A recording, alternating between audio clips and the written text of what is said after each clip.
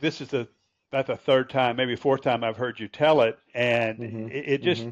it has so much energy about it. Part of it you just said, I have a clear call, and I think Hmm. that's a very powerful thing. A lot of people I know are still wrestling with what am I really supposed to be, Hmm. and I know you may wrestle with what am I going to do tomorrow, but you know who you Yeah. are, Yeah. and you know what God's called you to do, Yeah. and you Yeah. do that, and there's a confidence and a clarity that comes with that, which I think is very powerful. But as you're going through this, you're seeing, you're kind of growing up with the BAM movement, whatever Yes. again, whatever we want to Yeah. call it, Yeah. SME, B4T. I mean, it's got every alphabet soup out there. Yeah. But you're kind of growing up with it, which Hmm. similar story to Hmm. me. Hmm. And so as you're seeing all this, and you just keep going through each door that God opens for you. I mean, Hmm. you got to Hmm. tell me, this is a setup question. Yeah. You got Sure. to tell me you're having a great time. I really have. I would tell people, there was a long time where I was early on, 2004, when I got into this, I was trying to convince Christian businessmen Mm. to do this, and it was met with a lot of frustration. So I lived with a lot of frustration because I didn't understand why they weren't so excited. Well, I realized you've got to be living missionally. You've got to have surrendered a lot of your life. You're willing to change your lifestyle. So that was a lot of learning. It took about 10 years.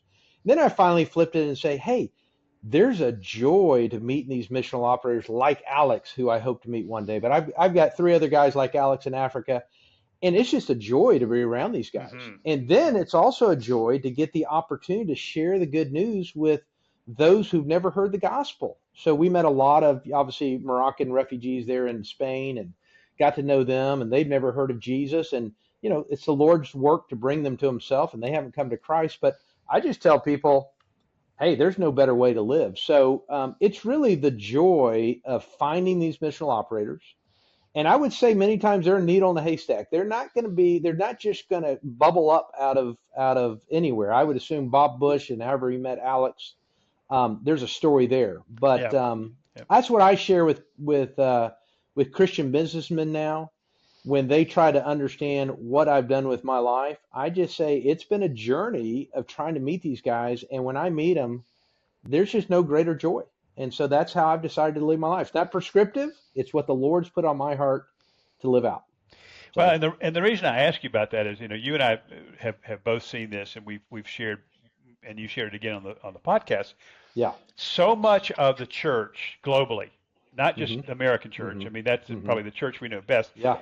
Yeah. People just don't think about missions, or if they do, they Hmm. think about traditional Hudson Yeah. Taylor golden era of mission stuff. That's fading rapidly. I know Right. Right. my missionary leader friends get Yeah. mad at Yeah. me when I say that, Yeah. but it's what I observe. It's not going Yeah. away. It will never end Yeah. entirely, I don't believe, but it is Yeah. fading, and more. I wouldn't even call it a new way. Business's mission is not Hmm. new. It goes all the way back to the Book of Acts. Yes. It's another way, and I think as I'm starting to hear these other ways and learn these other ways, and I just so want to get a I don't know Yeah. a ruler and pop some of these guys and say, Sure. Sure. listen to what God is saying. Maybe He's Yeah. calling you to Yeah. that, and so Yeah. I love that you're doing it. All right, Yeah. so let's come to you present day. You're still the executive director of uh, Integra. Hmm. Integra Ventures, and Hmm. we'll have Hmm. the website Yeah. in the show notes for everybody. Yep. Great. But you've been looking since the Lord led you back, you and Raquel from Spain. You've settled in Greenville, South Hmm. Carolina, just down the road from Hmm. me. Hmm. Great town.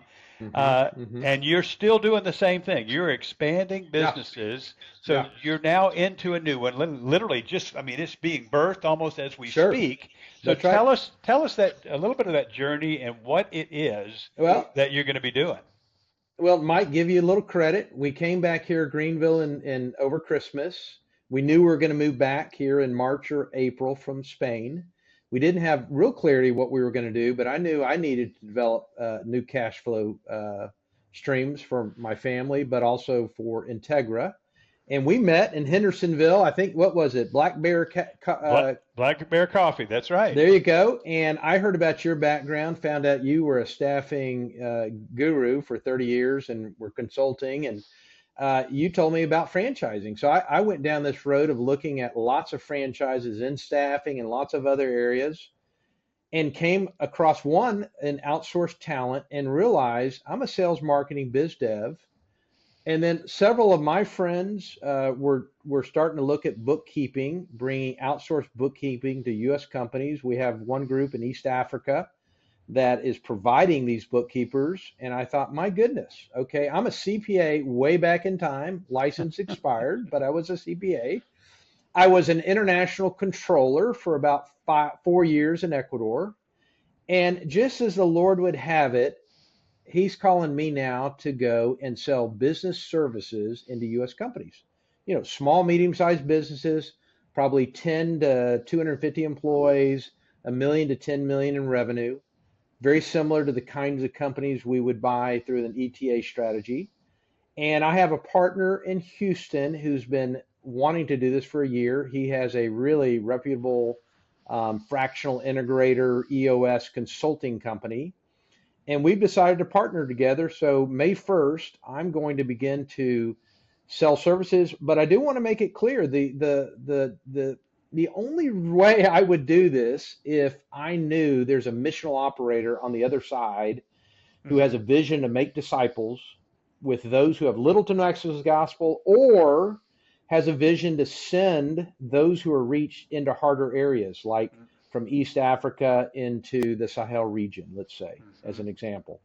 So we have one of those in East Africa, and we hope to develop, another 5 to 7 what we're calling service centers of excellence. I may have gotten that term from you and Bob and what you have down in Brazil, but we've got to create demand first. But if we're able to stand up more service centers of excellence based on outsourced services, bookkeeping, digital marketing, what have you, we'll use Integra Ventures. That'll meet Integra Ventures' vision, and we'll raise capital through Integra, probably through donor advised funds, makes the most sense, and stand those service centers of excellence up. But for right now, in 2025, we need to go create demand. We need to make sales. Yeah.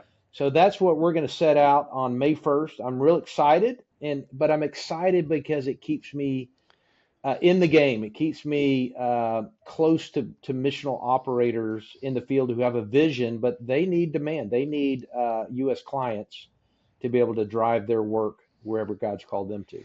So it's a beautiful equation, right? You've got